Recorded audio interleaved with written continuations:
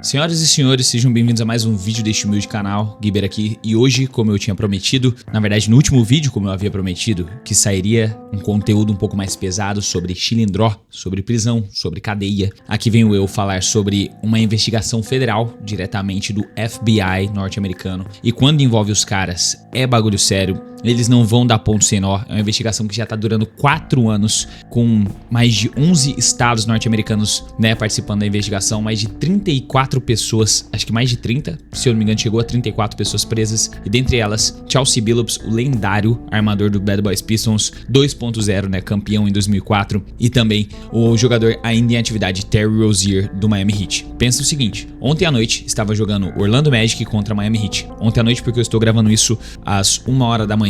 E estava lá Terry Rozier disponível para jogar no banco de reservas, uniformizado de Miami Heat, só que não entrou. E na mesma rodada, o Portland Trail Blazers recebia dentro de casa o time do Minnesota Timberwolves e na beira da quadra estava lá Chauncey Billups, o ex-técnico do Portland Trail Blazers, e o atual técnico, o primeiro brasileiro a se tornar técnico de uma franquia na NBA, Thiago Splitter, auxiliando ele. Hoje, às 6 horas da manhã, a notícia mais comentada, acredito eu, do mundo da NBA afora, Chauncey Billups e Terry Rozier foram presos por uma investigação que envolvia esquema de apostas esportivas, enquanto o outro envolvia ilegalidades no poker, trapaças no poker envolvendo uma máfia italiana, e teve até um pronunciamento oficial do agente responsável pela investigação do FBI hoje em rede nacional. Então é sobre isso que a gente vai falar no vídeo de hoje, lembrando que esse vídeo aqui é apenas baseado em alegações, então até que Terry Rozier e Chauncey Billups possam se provar inocentes, eles ainda não fizeram nada 100% comprovado, mas eu acho difícil que eles consigam se livrar dessa, tendo em vista que os federais, né, drogas são os feds, eles não tentam interferir numa liga esportiva sem eles ter provas concretas. E mais, eles passaram por cima no caso de uma investigação que já tinha acontecido com a NBA e tinha dado limpeza total na barra do Terry Rozier. Então vai ser bem sério o vídeo de hoje. Se você está chegando por aqui agora e gostar do conteúdo, não se esqueça de se inscrever, ativar o sininho e deixar o like lá no final do vídeo, que já vai estar me ajudando demais. Agora, sem mais delongas, bora começar.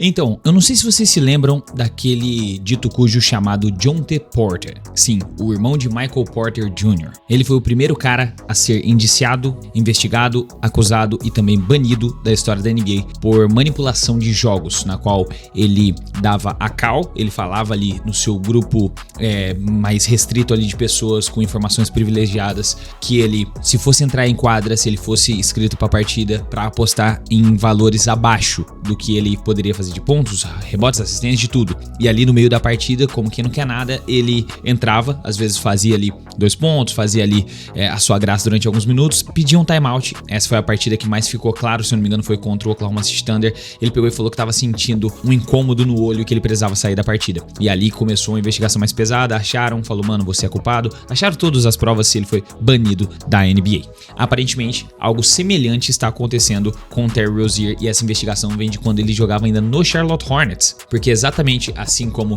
John T. Porter, ele também teve uma partida na qual ele jogou apenas 9 minutos do primeiro quarto, ele saiu com uma lesão na posterior, então alegando que ele não conseguiria continuar em quadra, e ele saiu também. E nessa mesma noite teve um volume muito grande de apostas under do Terry Rozier, tanto que a casa de apostas que acabou enviando a informação de que foi algo suspeito, uma atividade muito suspeita, informou a NBA o que estava acontecendo, eles também suspenderam as apostas abaixo do valor de estatísticas do Sr. Terry Rozier. Então até aí, mano, já complica muito, e tem também um terceiro elemento nessa história. Agora vamos explicar o que aconteceu para o Chauncey Billups ser preso. Aparentemente, quando ele não está trabalhando na NBA como técnico, e isso já vem de antes, vem de acho que 3 ou 4 anos atrás também, que é mais ou menos o mesmo tempo que ele começou como coach, né?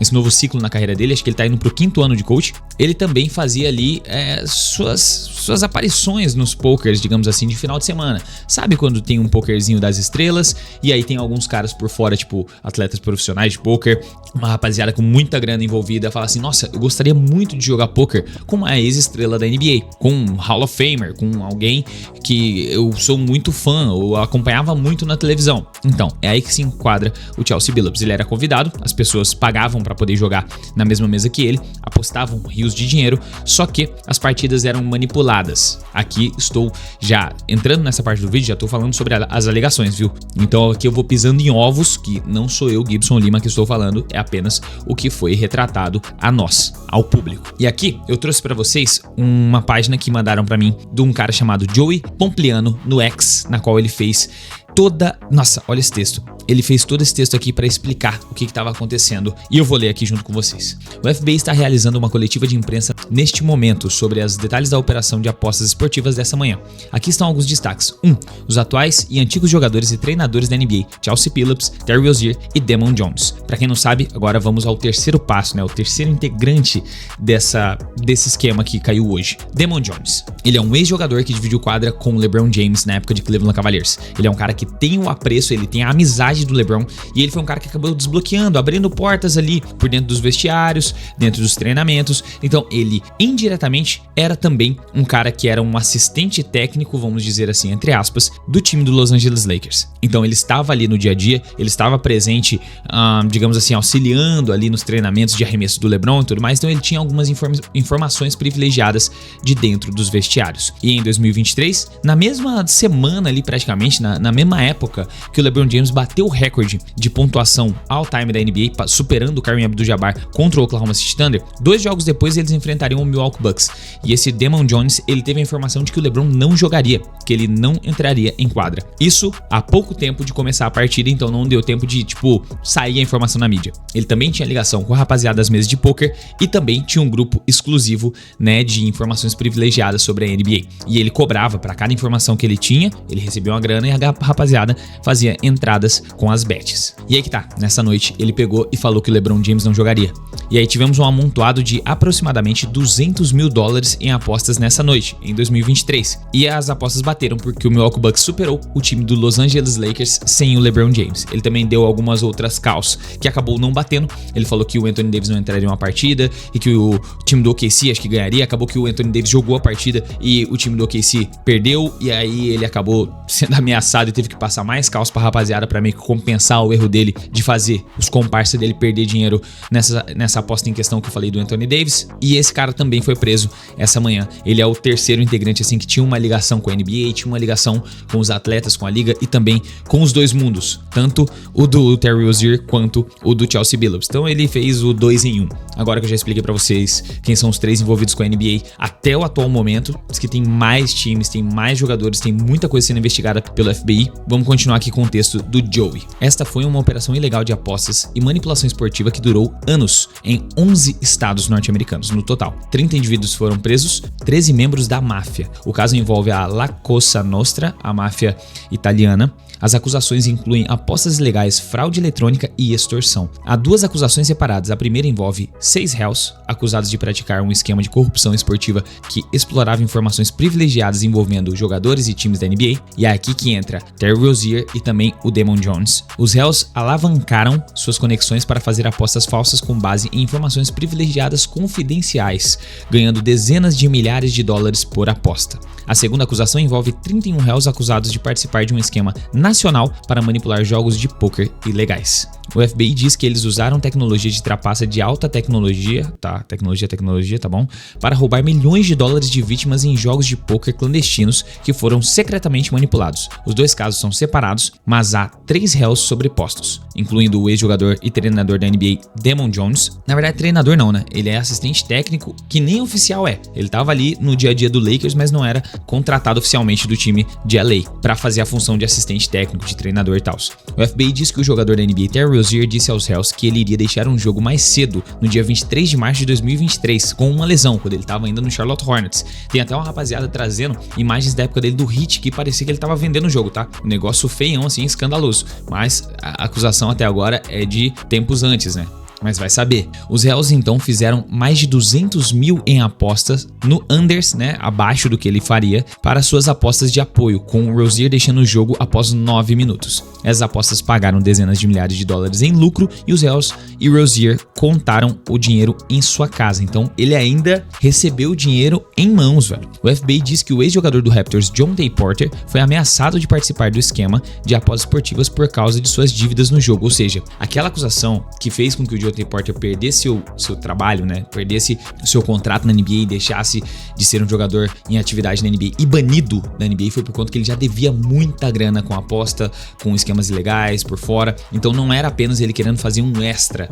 Tipo, eu ganho muito mal, vou fazer um esqueminha aqui de apostas under, né? Nessa noite aqui pra eu tirar uma grana a mais esse mês. Não, ele é um cara que já tinha problemas com vício em apostas e apenas se complicou mais ao ponto dele meio que ser forçado a trabalhar pros caras, a fazer o que os caras mandassem, tipo, pô, vão apostar em vocês, vai ter que performar abaixo aí, cara. As equipes foram apostadas durante o esquema de apostas esportivas as equipes apontadas foram o Charlotte Hornets, o Portland Trail Blazers, o Los Angeles Lakers e o Toronto Raptors. Pelo que eu sei, o Charlotte Hornets é por conta do Terry Rozier, o Portland Trail Blazers por conta do Chauncey Billups e o Toronto Raptors e o Los Angeles Lakers por causa do Damon Jones. Os jogos de pôquer fraudados ocorreram em Hamptons, Miami, Las Vegas e Manhattan. O esquema de pôquer tinha como alvo as vítimas que eram atraídas a participar dos jogos de pôquer fraudados pela oportunidade de jogar ao lado de ex-atletas profissionais. Entre eles estavam Chauncey Billups e Damon Jones, como eu havia dito. O FBI afirma que os réus utilizaram máquinas de embaralhamento modificadas para ler as cartas do baralho e em seguida repassaram essas informações. O operador externo é conhecido como quarterback,